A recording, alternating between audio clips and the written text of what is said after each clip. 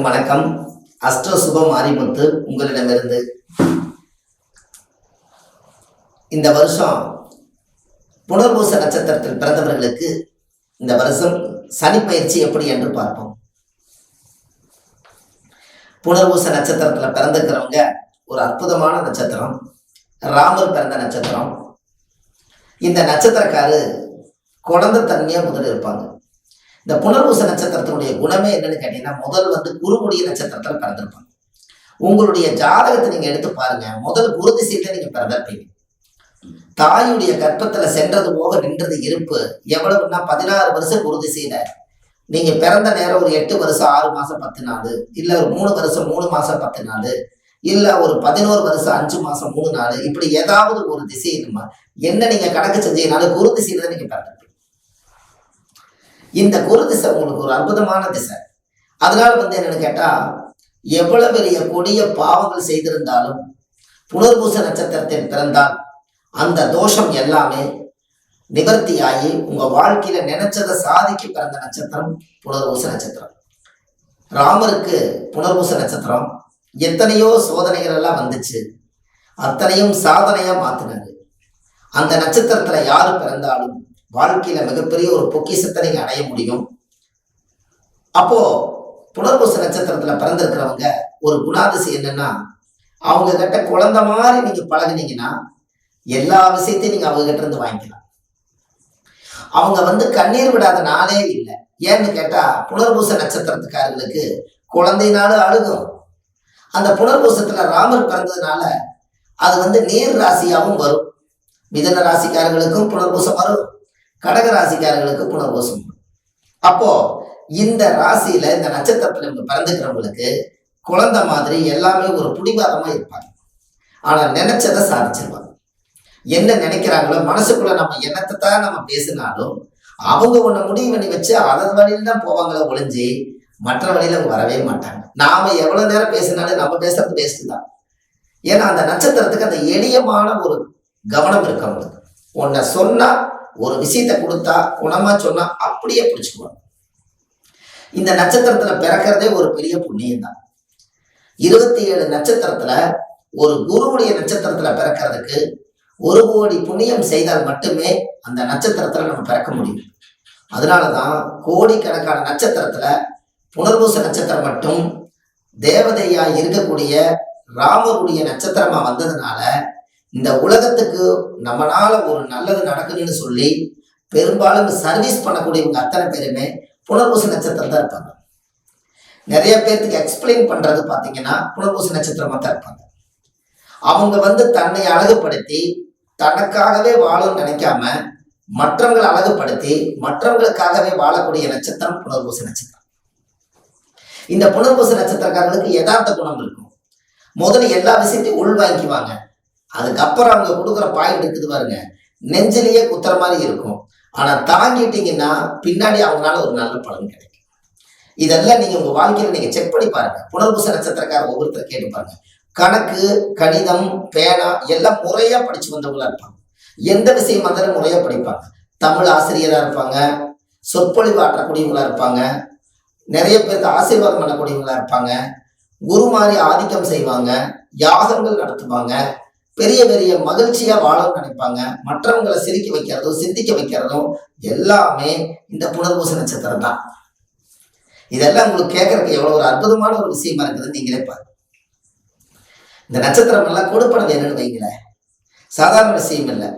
புண்ணியம் செய்வதற்கே புண்ணியம் செய்திருக்க வேண்டும். அப்ப எத்தனையோ நட்சத்திரத்துல புனர்பூச நட்சத்திரத்துக்கு இந்த மாதிரி ஒரு கருத்துக்களை நம்ம கொடுக்கறதுக்கு என்ன காரணம் அப்படின்னு கேட்டீங்கன்னா, அந்த புனர்பூச நட்சத்திரத்துல பிறந்திருக்கிறவங்களுக்கு மிதன ராசியில யார் பிறந்திருக்காங்களோ அவங்களுக்கு மட்டும் 10 மாசம் மட்டும்தான் அஷ்டம சனி அவங்களுக்கு தொந்தரவு செய்யும். மீதி 20 மாசத்துக்கு அவங்களுக்கு தொந்தரவு பண்ணாது. அது எப்போ வரும்னு கேட்டீங்கன்னா, ராசியில 3 நட்சத்திரம் இருக்கு, 30 டிகிரி இருக்குது. 10 டிகிரி ஒரு நட்சத்திரம், மீதி 10 to 20 டிகிரி 2வது நட்சத்திரம், 20 to 30 டிகிரி 3வது நட்சத்திரம். அப்ப மிருகசீரிஷ நட்சத்திரக்காரர்களுக்கு 10 மாசம், அதே போல திருவாதிரை நட்சத்திரக்காரர்களுக்கு 10 மாசம், புனர்பூச நட்சத்திரத்துல பிறந்தவங்களுக்கு 10 மாசம், மிதுன ராசியில பிறந்தவங்களுக்கு. அப்போ 10 மாசம்தான் ஒவ்வொரு நட்சத்திரக்காரர்களுக்கு அஷ்டம சனி வருது. நாம 2.5 வருஷம்னு சொல்லி நமக்குள்ளேயே ஒரு பயத்தை உருவாக்கி நம்ம கஷ்டத்தை பெருசா எடுத்துக்க வேண்டாம் அப்படிங்கிறது சயின்டிபிக்கா டிகிரி வேறையா இந்த நட்சத்திரங்களை ஒவ்வொன்றையும் சனி கடந்து கடந்து போய்தான் ஒருத்தருக்கு நல்ல பலனையும் கெட்ட பலனையும் செய்துட்டு போயிட்டு இருக்கிறார். இதை அறிந்து விட்டால் பொதுமக்கள் எல்லாத்துக்குமே பாதிப்புகள் சனியினால வராதுங்கிறத எளிய முறையில நீங்க இந்த பதிவுல தெரிஞ்சுக்கலாம். ஒவ்வொரு நட்சத்திரக்காரர்களுக்கும் 10 மாசம்தான். அந்த 30 மாசத்தை 3ஆ பிரிச்சிங்கன்னா 2.5 வருஷத்தை 3 நட்சத்திரக்காரர்களுக்கு தான் நீங்க கொடுத்தாகணும். அந்த 2.5 வருஷம் முடிஞ்சிருச்சுன்னா சனி என்ன பண்ணுவாரு, மிதுன ராசிக்கு இருக்கிற அஷ்டம சனி கடக ராசிக்கு அந்த 30 மாசம் போனா வந்துருவாரு. இதுல உங்களுக்கு என்ன சந்தேகம் இருக்குது? அதுக்குள்ள சனி இருந்தாலும் நம்மளை தொடுதான்னு தான் கேள்வி. நம்மளுக்கு தொட்டால் நம்மளுக்கு என்னங்கிறது நம்மளுக்கு தெரியும். அது தொடாம அதுக்குள்ளே இருக்கிற கான்செப்டை நம்ம பெருசா எடுத்துக்கவே வேண்டியதில்லை. அதனால புனர்பூச நட்சத்திரக்காரர்கள் வாழ்க்கையில ஒரு ஜெயிக்க பிறந்தவங்க. இந்த நட்சத்திரம் இந்த வருஷம் சனி பயிற்சினால மிகப்பெரிய ஒரு குழந்தை பாக்கியம், மெயின் குழந்தை இல்லாதவங்களுக்கு இந்த 2.5 வருஷத்துக்குள்ள குழந்தை உருவாகி அந்த குழந்தையினால இவங்களுக்கு ஒரு பலன் கிடைக்கும். சொந்த வீடு வாசல் கட்டவே முடியலன்னு நினைக்கிறவங்க இந்த 2.5 வருஷத்துக்குள்ள சொந்த வீடு கட்டி புண்ணியர்ஜன் பண்ணி உறவுகள் எல்லாருமே கூப்பிட்டுருவாங்க. பகைச்ச குடும்பம் எல்லாம் ஒன்று சேரும். செய்யாத தொழிலை யதார்த்தமா செஞ்சு அதுல ஒரு யதார்த்தமா பெரியாள் ஆயிடுவாங்க. வண்டி வாகனம், பெரிய பெரிய வண்டி வாகனம் எல்லாம் பெருசுப்படுத்தணும்னு நினைப்பாங்க. அதே போல அரசியல் இந்த வருஷம் ரொம்ப சிறப்பா இருக்கும். அதே போல சினிஃபீல்டுல இவங்க ஒரு மிகப்பெரிய பொக்கிஷமான ஒரு ஃபீல்டுல இவங்களுடைய முகம் உலகத்துக்கு பதிவாகும். நிறைய பாராட்டுகள் கிடைக்கும். இது எல்லாமே இந்த நட்சத்திரத்துக்கு கட்டாயம் உண்டு. இதனுடைய யோகம் என்னன்னு கேட்டீங்கன்னா அந்த 10 மாசம் மட்டும் நீங்க ஒரு எளிய பரிகாரத்தை நீங்க செய்யுங்க.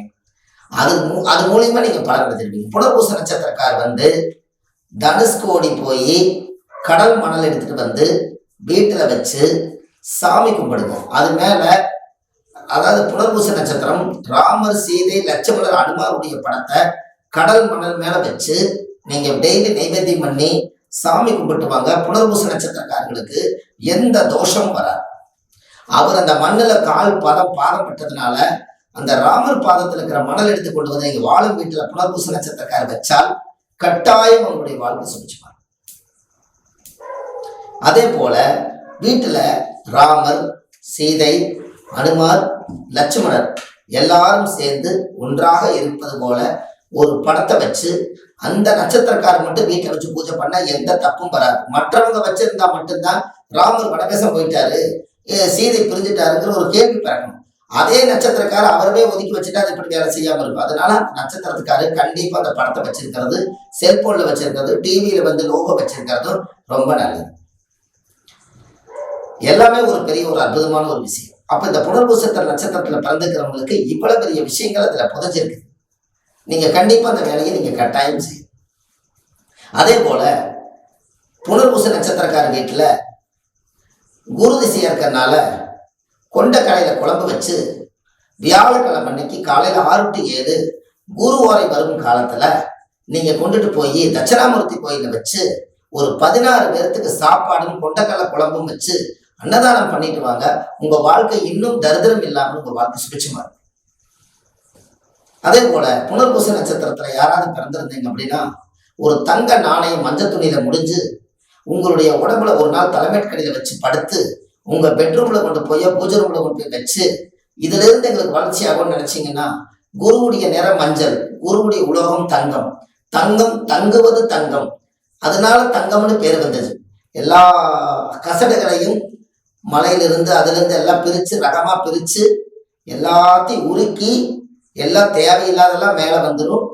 கீழே மட்டும் எவ்வளவு தங்கி இருக்கிறதோ இந்த தங்குவது தங்கம், அதனால அதுல இருந்து தங்கம் வீட்டுல தங்கும். இது கட்டாயமா இந்த புனர்பூச நட்சத்திரக்காரர் செஞ்சுட்டு வாங்க. உங்க வாழ்க்கை எப்படி இருக்குன்னு பாருங்க. இது எல்லாம் கீழே போயிட்டு இருக்கக்கூடிய நம்பருக்கு நீங்க ஒரு பதிவு பண்ணி ஒரு அப்பாயின்மெண்ட் பண்ணுங்க. நிறைய ஜோதிடர்கள் நிறைய ஜாதகம் பார்க்க நம்ம கிட்ட வர்றாங்க. எல்லாத்துக்கும் பொறுமையா பலன்னு சொல்றோம். நிறைய அந்த யூடியூப் சேனல் அஸ்ட்ரோ மாரிமுத்துன்னு யூடியூப் சேனல்ல போனீங்கன்னா, இல்ல வள்ளுவர் வாக்கு சுப மாரிமுத்துன்னு யூடியூப் சேனல்ல போனீங்கன்னாலும் நூற்றுக்கணக்கான வீடியோ நிறைய போட்டிருக்கேன். நீங்க பார்த்து மகிழ்ச்சியா உங்க வாழ்க்கை சுபிட்சமாக்குங்க. இந்த சனி உங்களுக்கு எந்த ஒரு சேதாரம் இல்லாமல் சிறப்பாக இருக்கும் என்று சொல்லி உங்களிடமிருந்து விடைபெறுகிறேன். அஸ்ட்ரோ சுப மாரிமுத்து. நன்றி, வணக்கம்.